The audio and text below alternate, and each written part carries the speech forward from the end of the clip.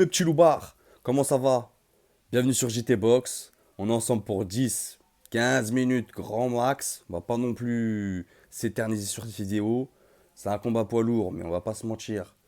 C'est pas non plus un combat poids lourd de ouf. Donc on va essayer d'aller vite. Mais avant tout, je vais vous structurer la vidéo un peu.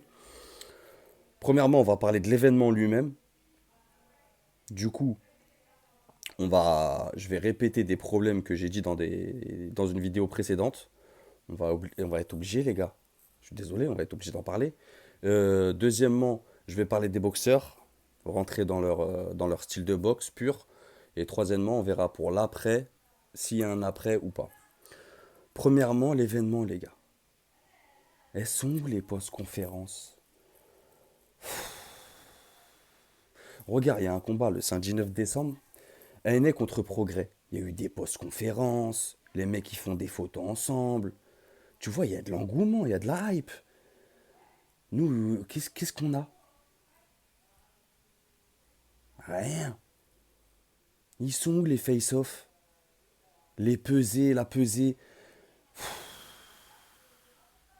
Tu vois, encore une fois, on en revient à ce que je disais dans la vidéo où je parlais un peu des structures en France. Franchement, on est perdu, on est largué. On est complètement largué sur les événements. C'est chaud. Franchement, c'est chaud. Désolé les gars, je suis obligé d'en parler, hein. Je sais pas si vous êtes d'accord avec moi, mais c'est chaud quand même. Tu vois, quand tu vois les organisations, que ce soit des combats anglais, euh, américains, tu vois, il y a des feux d'artifice. Tu vois, il y a de la hype qui monte, les mecs qui chauffent. Nous, faut aller chercher l'info, quoi. Ah ouais, c'est chaud, hein. Bref, on en a parlé.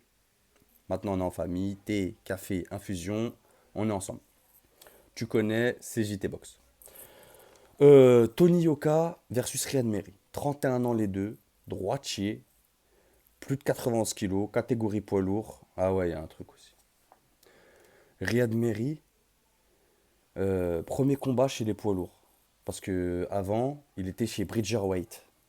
Ça aussi, là, faut arrêter avec les mecs, ils te mettent des catégories entre des catégories. Non, mais non, faut arrêter le délire, Bridgerweight. On s'en fout. On s'en fout. 80, plus de 91, poids lourd, fini. Et en dessous, cruiserweight, voilà. Ok. Bridgerweight. Bientôt, ils vont nous trouver des noms encore plus bizarres. Bref, Tony Yoka, 11 combats, 2 défaites, 0 match nul. 2 défaites, je vais pas revenir dessus, mais un peu quand même. Mais 2 défaites différentes. Une grosse défaite contre Martin Bacolé, un Martin Bacolé en forme, un Martin Bacolé puissant, agressif, lourd. Tony Yuka, il pouvait rien faire, vraiment. Je pense que même s'il refait le combat aujourd'hui, ça se passera pareil. On l'a vu avec Bacolé quand il a affronté Takam. C'était expéditif aussi. Donc Bacolé est dangereux, dangereux. Bourbier, Bourbier. Et une autre défaite, un peu moins controversée, celle-là, c'est avec Takam. Il avait montré des petites choses quand même, le Yoka. C'était pas trop catastrophique, quand même. Tu vois, mais ce que j'ai quand tu prends des KO comme ça, ou quand tu es à 9 victoires, et que tu te prends des KO, tu vois, tu te mets à douter. Et le doute pour un boxeur, c'est ce qu'il y a de pire, je crois. Tu vois, même son combat contre Takam, on voit qu'il est ailleurs. Tu vois, il a des doutes. Et du coup, moi, ce combat, il m'intéresse parce que justement, on a des questions. Et tous ces doutes-là, et tous ces doutes qu'il a, j'espère pour lui qu'il a trouvé des solutions, qu'il va venir avec un mental, une autre technique, un physique. J'espère pour lui qu'il va renouer avec la victoire. Ça lui ferait du bien. Je pense qu'il en a besoin. Je pense que c'est une nécessité maintenant. Il ne peut pas se permettre de faire 3 combats et 3 défaites. C'est impossible. Sinon, bye bye, on raccroche les gants et tu retournes en amateur. Du coup, 2 défaites dans les pattes. Comment il va revenir? Alors c'est bien, il est parti vivre à Londres, s'entraîner à Londres avec l'entraîneur, comment il s'appelle? Don Charles, celui qui, bah, c'est l'entraîneur de Daniel Dubois, clairement. Donc très très bien. Ça c'est un point positif, ça par contre. Euh, Ça c'est un gros point positif parce que je pense qu'il en avait besoin. Il avait une boxe trop scolaire, trop gentil pour moi, trop gentil. C'est un poids lourd, tu vois. Il a un bon jab, mais ton jab, faut l'envoyer comme Lennox Lewis. Pour arrêter le gars, faut que tu envoies des camions. Tu vois, tu peux pas faire des petits jabs juste pour gêner, t'as un poids lourd. Faut que ça cogne là. Les mecs, ils font 110 kilos, 120 kilos. Tu vois, j'espère qu'il va nous envoyer des bons jabs. Et il rentre bien. Il a un bel uppercut. Moi, j'aime bien son uppercut. Il est bien. Tu vois. C'est un- Il essaye de faire un peu le poids lourd technique. C'est bien. Mais fais-le fort, tu vois. Tony, si tu m'écoutes, gauche lourde, uppercut droit lourd. C'est bien, ça passe ça. Ça rentre. Encore faut-il le réaliser. Donc c'est des bons signes. Don Charles, entraîneur Daniel Dubois, ça veut dire qu'il a fait des sparring. Bon, en même temps, on n'a rien vu. Les mecs, ils se filment pas comment ils s'entraînent, ils filment pas leur sparring. Mais bon, dans le doute, on se dit, il a dû faire des sparring quand même avec des bons poids lourds. Euh, Changement de boxe, changement de sa boxe. Don Charles, gros entraîneur, très très fort. Il faut qu'il renoue avec le goût de la victoire, absolument. Absolument. Il n'a pas le droit. Pour moi, là, ce combat-là, Tony Yoka, il n'a pas le droit à l'échec. Et c'est ça passe ou ça casse. Il n'y a pas de demi-mesure. Il n'a pas le choix. Franchement, il n'a pas le choix. C'est une victoire absolument. S'il arrive à obtenir un... De toute façon, même s'il arrive à faire le combat et que ça arrive à la décision, moi, je serais déçu personnellement. Je serais déçu. Là, j'ai besoin d'un KO. J'ai besoin qu'il renoue avec le KO. J'ai besoin qu'il reprenne confiance en lui. Que tous ses doutes, tous ses démons aillent derrière lui et allez maintenant. On fonce, on met des KO, on va de l'avant. S'il peut le faire, bien sûr. Là, ça va, c'est un combat. Il prend le top 44. Ça va, c'est un bon retour. C'est un bon match-up, comme je dis, c'est un bon retour. C'est bien. Ça va lui permettre de se tester, nous, de voir où il en est. Donc c'est très bien. Il a un bon jab. Il se déplace bien. Même si c'est fébrile sur les jambes, je l'ai déjà dit, c'est très fébrile. En fait, il est lourd. Comme il est grand, je pense, son centre de gravité, il est haut. Du coup, Tony Oka aussi, il a tendance à s'affaisser un peu quand il boxe. Il se sert pas de sa hauteur. Tu vois. Au lieu d'envoyer ses jabs et rester bien en place, bien en haut, il va. Il laisse trop l'adversaire travailler aussi. Ça, c'est un défaut pour moi. Il laisse trop l'adversaire travailler. Quand l'adversaire il arrive, si vous regardez bien, dès qu'il est au contact, garde hermétique, il laisse l'adversaire travailler. Mais laisse-le pas venir, t'es grand. Jab, jab, jab. Tu tournes et bien sur les appuis. Il laisse trop travailler l'adversaire, trop gentil. Moi, je veux voir de la hargne, je veux voir de la rage. C'est ça que j'attends là, moi, samedi.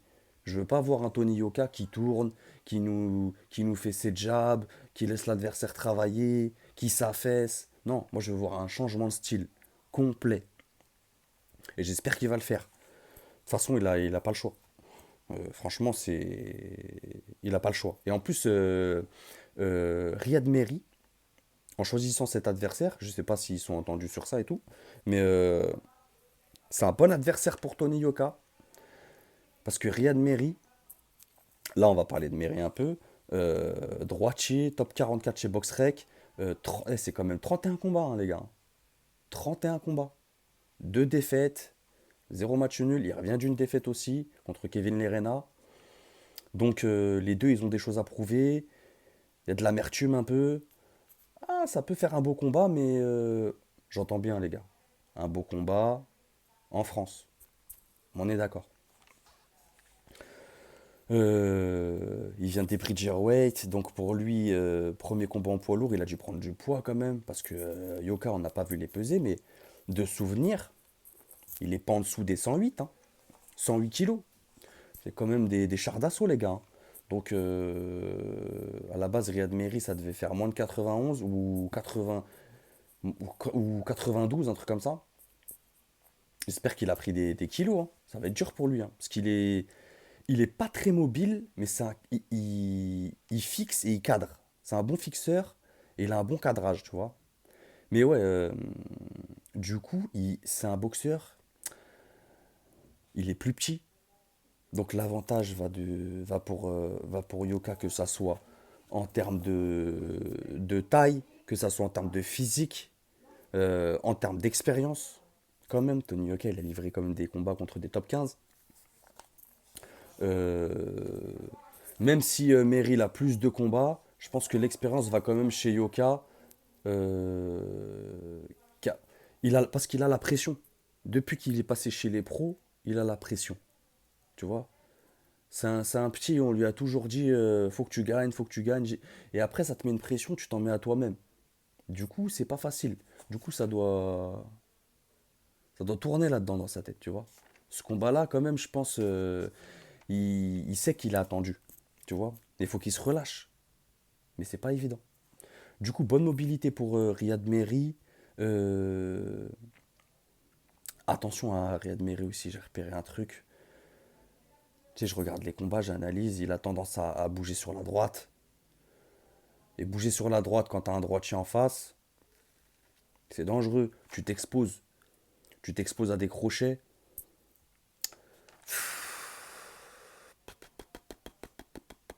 Chaud.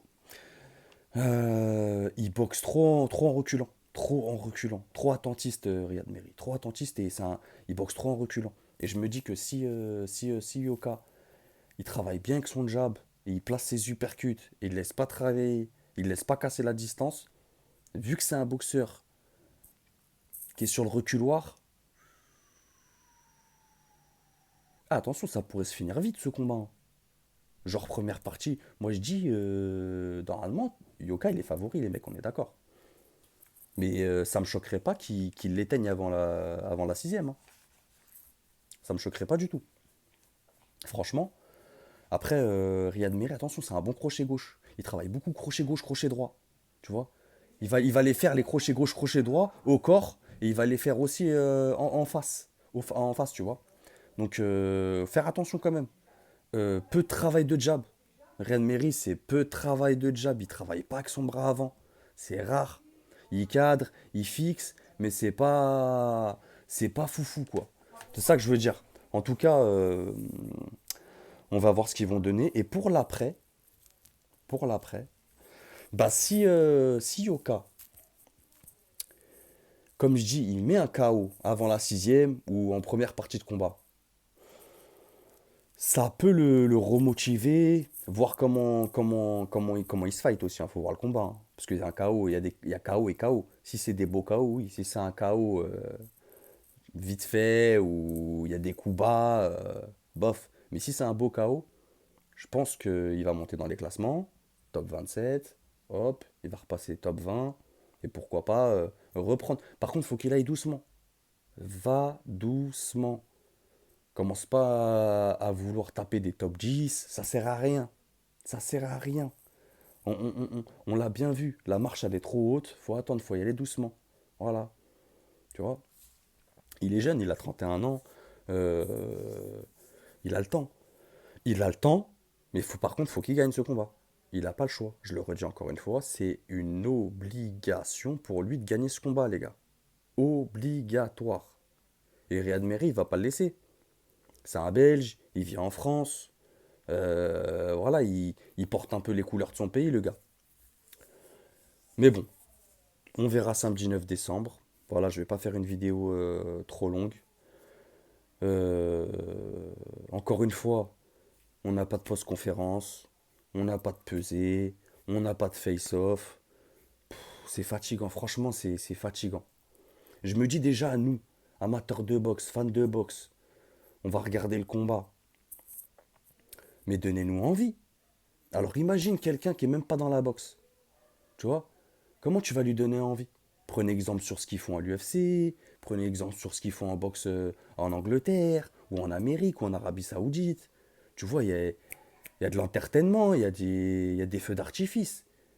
Alors en France, c'est mou, hein. On dirait les mecs qui sont jamais vus, ils vont se voir comme nous, ils vont se voir le jour du combat. Tu vois, le soir du combat, ils vont se voir. Ah, ça va, c'est avec toi que je combat? Ah, bah bien. Mais non, les gars, c'est sérieux là quand même. C'est des poids lourds. On n'est pas en. Tu vois, c'est pas de la boxe amateur quand même. Tu vois ce que je veux dire? Faut être sérieux. Donc, du coup, mon prono, j'espère, je vais pas dire je vois, mais j'espère un KO de Yoka en première partie de combat. Franchement, j'espère bien ça. Ça sera tout pour moi, les gars. Passez une bonne soirée, une bonne journée. On est ensemble. Pour ceux qui bossent, force. C'était JT Box. On se retrouve bientôt. Et n'oubliez pas, c'est que de la boxe.